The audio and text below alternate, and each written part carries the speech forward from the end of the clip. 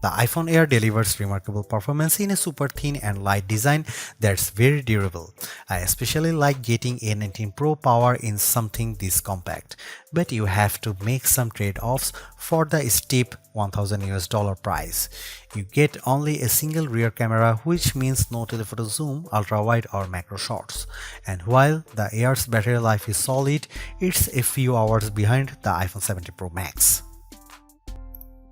The iPhone Air represents the first major shakeup to the iPhone family in years. The Air replaces the iPhone 16 Plus in Apple's lineup, but it really stands on its own as a completely new device. In fact, the iPhone Air really feels like a blueprint for the future as Apple nears the 20th anniversary of the original iPhone.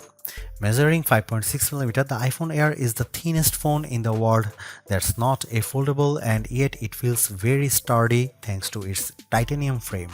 I have literally tried to bend and break this handset and it stayed intact.